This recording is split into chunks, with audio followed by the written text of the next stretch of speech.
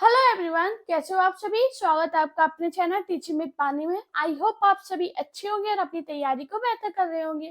दोस्तों, आप लोगों के काफी कमेंट आ रहे थे कि मैम भारतीय काव्य शास्त्र के और प्रश्न करा दीजिए। तो आज की क्लास में हम काव्य शास्त्र के महत्वपूर्ण प्रश्नों को करेंगे। तो चलिए आज की वीडियो को स्टार्ट करते हैं। उससे पहले अगर आप चैनल पे पहली बार आए हो तो चैनल को सब्सक्राइब और वीडियो को लाइक जरूर करना। आज का हमारा पहला क्वेश्चन है, मौलिक रूप से व्यंजना कितने प्रकार की बनती है। 4, 3, 2, 6। बताइए इसका राइट आंसर क्या होगा।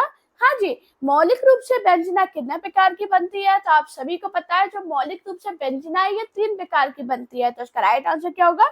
Option b. मैंने आपको क्या बताया, मौलिक रूप से व्यंजना 3 प्रकार की बनती है। हमारा नेक्स्ट क्वेश्चन है, भरत मुनि के अनुसार काव्य दोषों की संख्या कितनी होती है। 9, 8, 7 या 10। बताइए इसका राइट आंसर क्या होगा।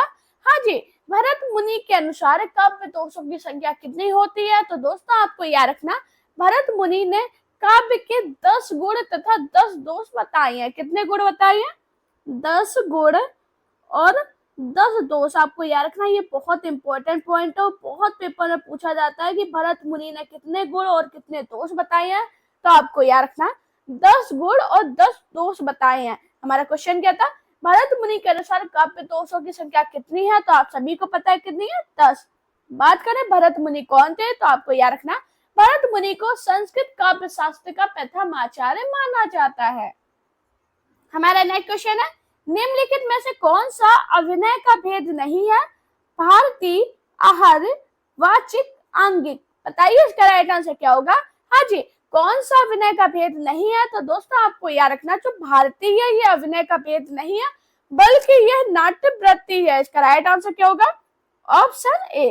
बात करें अभिनय के कितने भेद है, तो आप सभी को याद रखना अभिनय के मूलतः 4 प्रकार माने जाते हैं। अब वो 4 प्रकार कौन कौन से हैं, तो आपको याद रखना आंगिक, वाचिक, आहार्य और कौन सा माना जाता है, सात्विक। ये बहुत पूछा जाता है कि सात्विक देते हैं और पूछते हैं ये किसका भेद है। तो आपको याद रखना यह अभिनय का भेद है। हमारा क्वेश्चन क्या था, कौन सा अभिनय का भेद नहीं है। तो आपको याद रखना भारतीय अभिनय का भेद नहीं है बल्कि यह एक नाट्य वृत्ति है। हमारा नेक्स्ट क्वेश्चन है, लक्षणा को कहा जाता है शब्द शक्ति, छंद, रस, अलंकार। बताइए इसका राइट आंसर क्या होगा। हाँ जी, लक्षणा को क्या कहते हैं। तो आपको याद रखना लक्षणा को शब्द शक्ति कहा जाता है। इसका राइट आंसर क्या होगा।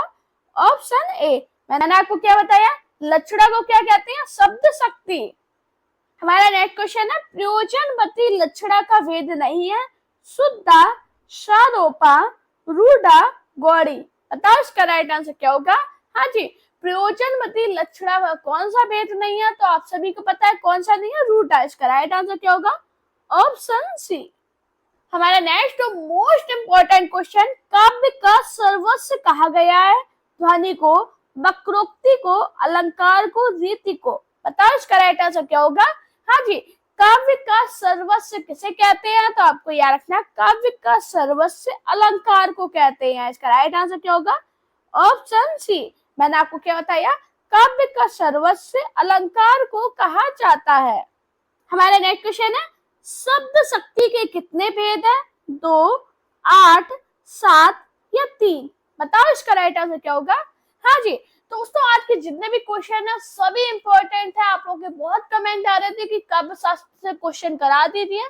तो मोस्ट इंपॉर्टेंट क्वेश्चन है, पूरी क्लास जरूर देखना। लास्ट में अपना स्कोर जरूर बताया करो, आपका स्कोर कैसा गया है और आप अगली क्लास किस टॉपिक पे चाहते हो ये भी मुझे कमेंट किया कीजिए। आप लोग जो टॉपिक बताओगे उस पर मैं आपको क्लास करवा दूंगी।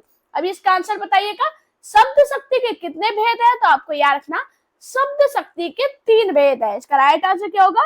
Option D. बात करें शब्द शक्ति के 3 भेद कौन कौन से हैं। तो आपको याद रखना अभिधा, कौन सा भेद है, अभिधा, और कौन सा है जल्दी से बताओ, जिसे पता है वो बोला जरूर कीजिए जिससे आपको याद रहे। अभिधा, लक्षणा और कौन सा होता है जल्दी से बताओ, व्यंजना। ये बहुत इंपॉर्टेंट है, आपको याद रखने। अभी हाल हमने एक क्वेश्चन पीछे किया था कि लक्षणा को कहा जाता है, तो मैंने क्या बताया था, शब्द शक्ति। अभी देखो ये क्वेश्चन वही है और बस घुमा के पूछा गया, तो आपको याद रखना शब्द शक्ति के 3 भेद होते हैं, कौन कौन से होते हैं? अविदा, लक्षणा और व्यंजना। हमारा नेक्स्ट क्वेश्चन है, आचार्य बामन के अनुसार काव्य के कितने गुण हैं? 12, 20, 9, 3। बताओ इसका राइट आंसर क्या होगा? हाँ जी, ये बहुत इंपॉर्टेंट क्वेश्चन है। ये क्वेश्चन अलग अलग तरीके से एग्जामिनर पूछता है और हम कंफ्यूजन में रहते हैं। कैसे पूछता है कि आचार्य बामन के अनुसार काव्य के अर्थ गुण कितने हैं? अब आप कंफ्यूजन में आ गए। हमारा क्वेश्चन क्या था? आचार्य बामन के अनुसार काव्य के कितने गुण हैं? तो आप सभी को पता है काव्य के कितने गुण है? 20। अब एक क्वेश्चन बना, काव्य के अर्थ गुण कितने हैं या शब्द गुण कितने हैं? अब ये हो गया कंफ्यूजन क्वेश्चन। तो आपको याद रखना, आचार्य बामन के अनुसार काव्य के 20 गुण है, जिसमें 10 शब्द गुण है। कितने? 10 शब्द गुण है और 10 अर्थ गुण है। आपको याद रखना, ये क्वेश्चन बहुत बना है, मोस्ट इंपॉर्टेंट है। अपनी कॉपी में जरूर लिख लिया कीजिए। जब जो मैं अलग से पॉइंट आपको बताती हूँ, अगर आप अपनी कॉपी में लिखोगे तो आप कभी नहीं भूलोगे। आपने बचपन में क्या होता था, हम लोग को लिखवाया जाता था। क्यों लिखवाया जाता था? मैम कहती थी बस देख के लिख लो, क्योंकि वो दिमाग में एकदम छप जाता है। बचपन से आदत है रट्टा मार के लिखने की। तो भाई रट्टा तो नहीं मारना, लेकिन हमें लिखना जरूर है, जिससे हमें याद रहे। हमारा क्वेश्चन क्या था? आचार्य बामन के अनुसार काव्य के कितने गुण हैं? तो आपको याद रखना 20 गुण है।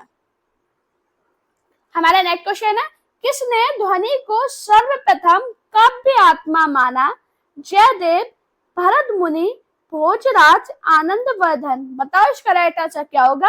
हाँ जी, किसने ध्वनि को सर्वप्रथम काव्य आत्मा माना? तो आपको याद रखना, आचार्य आनंदवर्धन ने ध्वनि को सर्वप्रथम काव्य की आत्मा माना है। तो इसका राइट आंसर क्या होगा? Option D.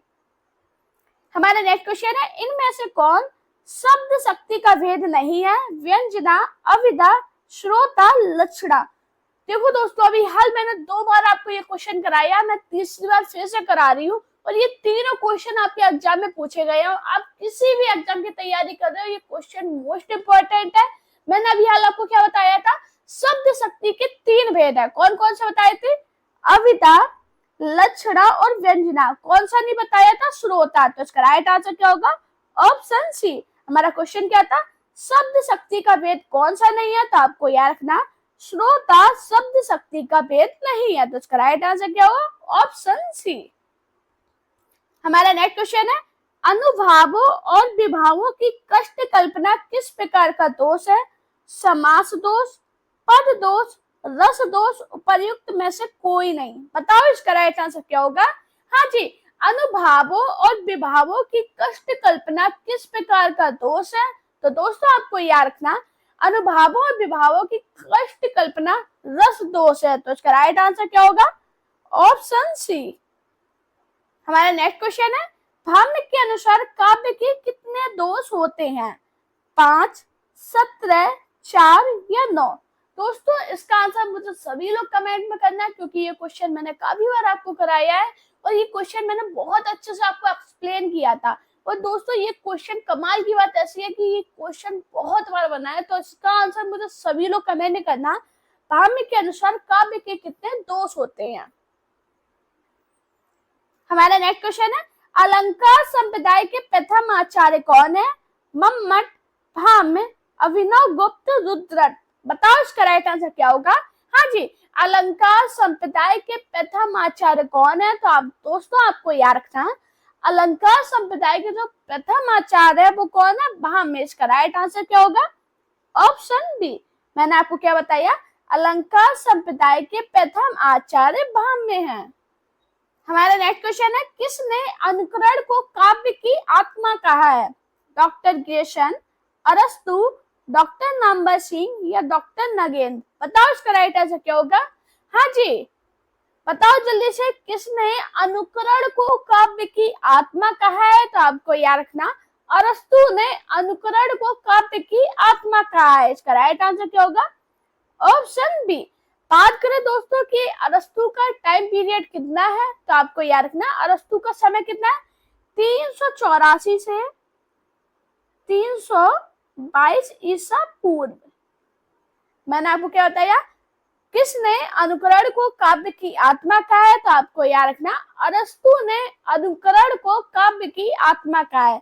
बात करें अरस्तु के गुरु का नाम क्या था? तो आप सभी को पता है कौन है अरस्तु के गुरु? प्लेटो। ये बहुत इंपॉर्टेंट क्वेश्चन है, बहुत पूछा जाता है। हमारा नेक्स्ट क्वेश्चन है, प्लेटो ने कवि को क्या माना है? अनुकर्ता, अभिकर्ता, कर्ता, निर्माता। बताओ सभी लोग क्या होगा इसका राइट आंसर? हाँ जी, प्लेटो ने कवि को क्या माना है? तो आप सभी को पता है प्लेटो ने कवि को अनुकर्ता माना है। तो इसका राइट आंसर क्या होगा? Option A. क्वेश्चन है, विवेचन सिद्धांत का प्रतिपादन किसने किया? अफलातून, लोजाइनस, एरिस्टस, अरस्तु। बताओ इसका राइट आंसर क्या होगा? हाँ जी, विवेचन सिद्धांत का प्रतिपादन किसने किया है? तो आपको याद रखना जो विवेचन सिद्धांत है इसका प्रतिपादन अरस्तु ने किया था। इसका राइट आंसर क्या होगा? Option D. हमारा क्वेश्चन क्या है? विवेचन सिद्धांत का प्रतिपादन अरस्तु ने किया था। हमारा नेक्स्ट क्वेश्चन है, अभिव्यंजनावाद के प्रवर्तक कौन है? अभिनव गुप्त, क्रोंचे, कुंतक, लोनजाइनस। बताओ क्या होगा इसका राइट आंसर? हाँ जी, अभिव्यंजनावाद के प्रवर्तक कौन है? तो आपको याद रखना अभिव्यंजनावाद के प्रवर्तक क्रोंचे हैं। इसका राइट आंसर क्या होगा? Option B. क्वेश्चन है, क्रोंचे कैसे दार्शनिक है? आत्मवादी, प्राणवादी, अनात्मवादी, यथार्थवादी। बताओ क्या होगा इसका राइट आंसर? दोस्तों ऐसा एक कोई भी क्वेश्चन नहीं है जो आपके एग्जाम में पूछा न गए हो। मैं बार बार कह रही हूँ पूरी क्लास जरूर देखना, लास्ट में अपना स्कोर बताना कि आपका स्कोर कितना रहा है। अभी इसका आंसर बताइए, क्रोंचे कैसे दार्शनिक थे? तो आपको याद रखना क्रोंचे आत्मवादी दार्शनिक थे। इसका राइट आंसर क्या होगा? Option A.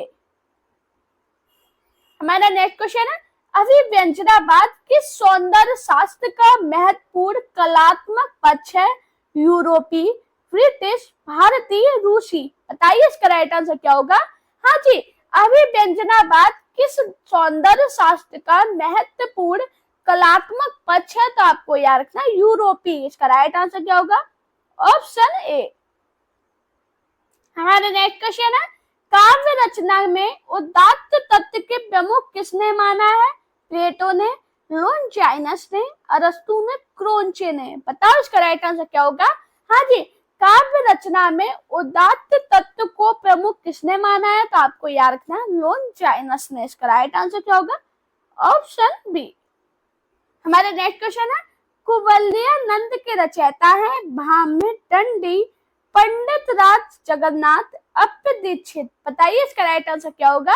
हाँ जी, कुवलयानंद के रचयिता कौन है? तो आपको याद रखना जो कुवलयानंद है इसके रचयिता अप्य दीक्षित है। इसका राइट आंसर क्या होगा? Option D. मैंने आपको क्या बताया? कुवलयानंद के रचयिता अप्य दीक्षित है।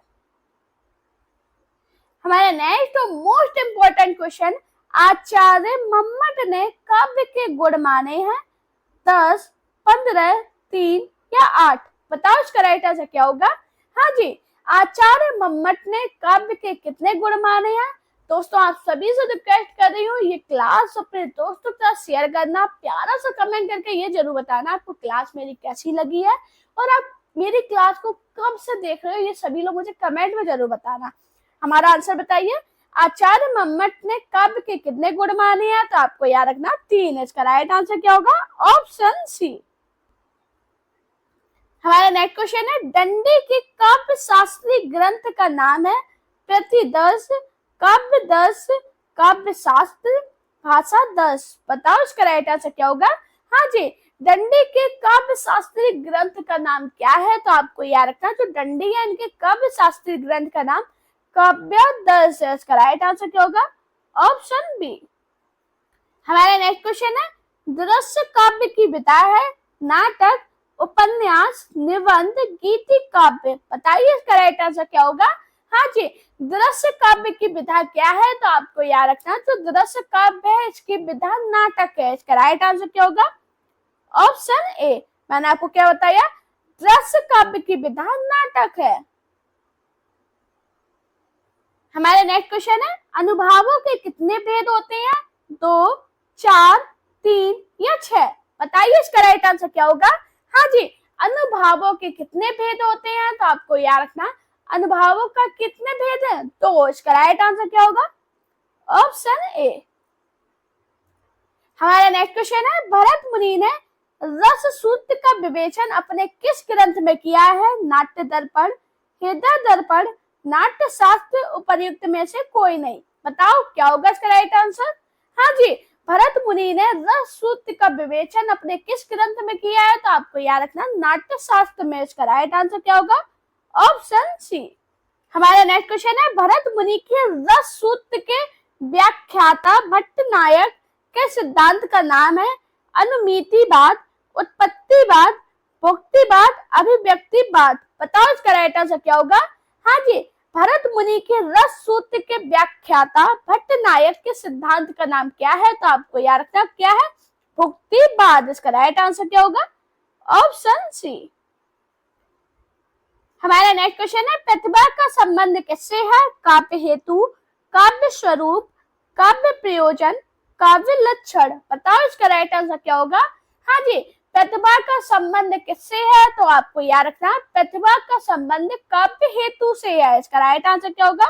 Option A. मैंने आपको क्या बताया? प्रतिभा का संबंध काव्य हेतु से है। हमारा नेक्स्ट क्वेश्चन है, आठों परिक्षेपक के कितने प्रकार होते हैं? 5, 7, 6, 8। बताओ इसका राइट आंसर क्या होगा?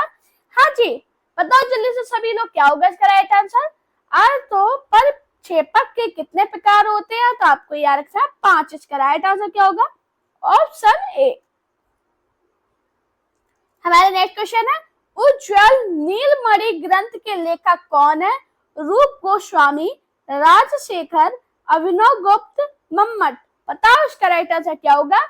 हाँ जी, उज्ज्वल नीलमणि ग्रंथ के लेखक कौन है? तो आपको याद रखना जो उज्ज्वल नीलमणि लेखक है, ग्रंथ है, इसके लेखक कौन है?